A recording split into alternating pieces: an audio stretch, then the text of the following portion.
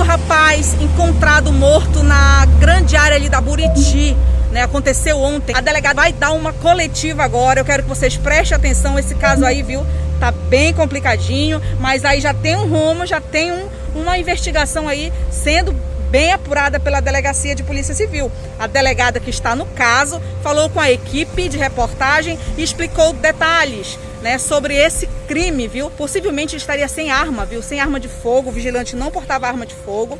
Então é algo que vocês ainda vão se surpreender. Falando do caso do rapaz, do jovem rapaz de 26 anos que foi morto ontem, Sandro da Silva Vieira, na região ali, na grande área da Buriti. Ele estava indo pescar com o irmão, parece que no retorno cada um foi por um trecho e ele, né, foi encontrado só o corpo depois aí, um tiro no pescoço. É um crime que repercutiu ontem aqui na nossa cidade de Santarém e a delegada vai falar agora, colocando pra gente todas as informações. Então acompanhe.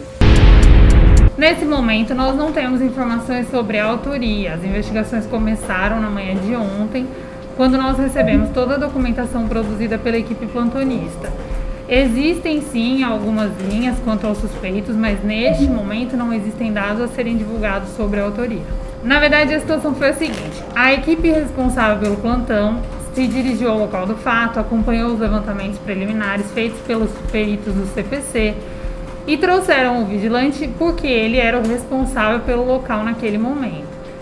O vigilante foi ouvido, esclareceu as circunstâncias do trabalho dele, quantas pessoas trabalhavam no local, esse tipo de informação.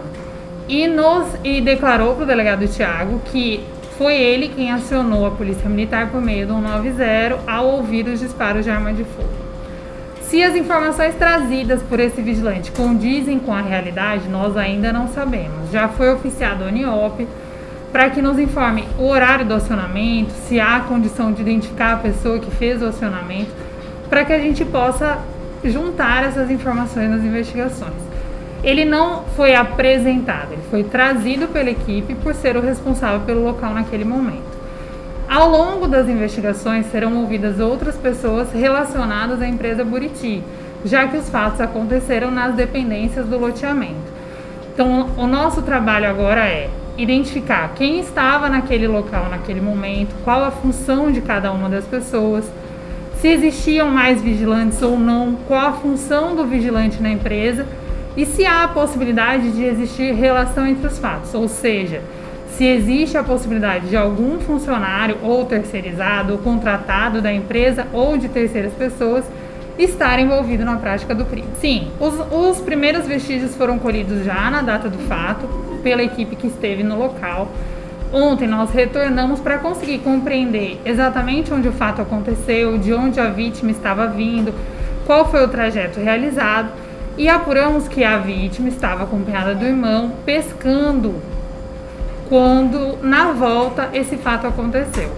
As diligências seguem agora para que a gente possa esclarecer as circunstâncias do fato, as possíveis motivações e assim apurarmos a autoria delitiva. Nesse momento, nós não temos tantas informações assim porque as investigações ainda estão no início.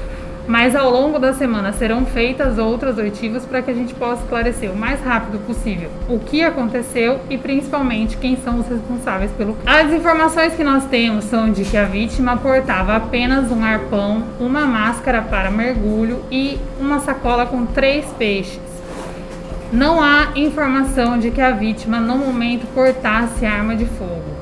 Então, de onde apareceu essa arma, quem foi responsável pela sua localização, ou se existe a possibilidade de as testemunhas ouvidas até o momento terem faltado com a verdade e a vítima portar arma de fogo, tudo isso vai ser apurado ao longo das investigações. Mas neste momento, o que nós sabemos é que o Sandro não estava armado quando ingressou naquela localidade para chegar até a sua residência no bairro Bela Vista do Juá. No momento da perícia, somente foram encontradas a arma, 2 munições intactas e esses materiais de pesca ainda não foram localizados. Como é uma área de difícil acesso, de muita vegetação, ontem, quando nós retornamos, também procuramos pelo material e não foi localizado. Nesse momento, a gente não trabalha com suposições, nós não fazemos suposições sobre os fatos.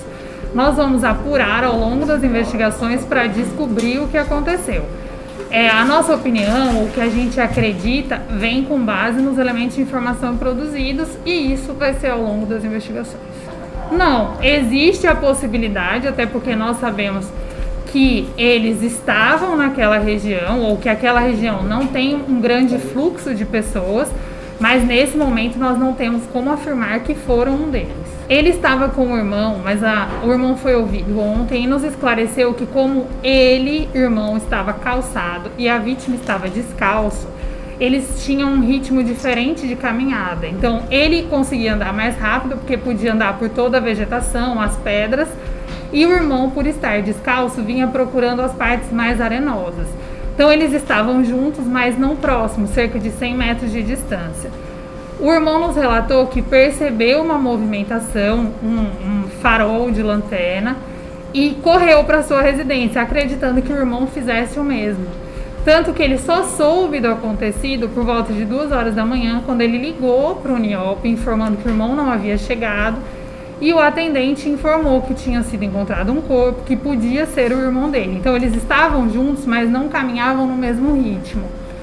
O vigilante que foi ouvido relatou ter ouvido os disparos. Ele não relata que presenciou o fato, ouviu o fato, até porque é uma área muito grande. E nós acreditamos que exista divisão nessa parte de vigilância, que alguns fiquem em partes diferentes do loteamento. Mas se essa divisão existe, quantas pessoas estavam vigiando o local, quantas estavam naquele momento, nós vamos apurar ao longo das investigações. Na verdade, funciona da seguinte forma. O exame feito neste momento são dois exames. O exame necroscópico e o exame de levantamento de local de crime. Quando é feita a extração de projétil no exame necroscópico, a gente pode solicitar posteriormente, sendo identificada a arma suspeita, a realização de exame de confronto. Esse exame vai ser solicitado posteriormente, caso exista essa possibilidade. Então, neste momento, os exames que estão sendo feitos no IML são em relação ao exame necroscópico e de local de crime. Para que a gente peça alguma prisão ou represente por alguma medida cautelar, nós precisamos de elementos mínimos de informação. Então, a ausência de testemunhas, a dificuldade em câmeras, dificulta o nosso trabalho, mas não torna ele impossível. Para que a gente faça qualquer representação ao Poder Judiciário, e isso pode ocorrer ao longo das investigações, nós precisamos de um mínimo de elementos. Então, nesse primeiro momento, o objetivo é exatamente esse. É obter um mínimo de elementos sobre o que aconteceu, qual é o fato em si, as circunstâncias em que ele foi praticado e os possíveis suspeitos. Pode existir, sim, a representação ao Poder Judiciário posteriormente, mas o início da investigação ele precisa ser realizado. Nós precisamos de informações para embasar esses pedidos, para demonstrar ao juiz o que foi que aconteceu, demonstrar ao Ministério Público que é o titular da ação penal. Então, neste momento, nós não temos elementos para representar por alguma medida cautelar, mas é o objetivo da investigação. O prazo para a conclusão do exame necroscópico é de 10 dias, conforme a previsão legal. Então, neste exame, o médico vai dizer se o projétil foi extraído e vai encaminhar esse projétil para a perícia balística. Quem diz o calibre, se existe condição de comparação, é o perito balístico. Então, essas informações só são repassadas para a delegacia com a conclusão do laudo pericial. Essas informações sobre a categoria dele para a empresa, nós vamos apurar ao longo das investigações. Ele nos informou que era contratado por uma pessoa que é da empresa. Se essa informação é verídica, se existe alguma forma de terceirização, nós vamos apurar ao longo das diligências.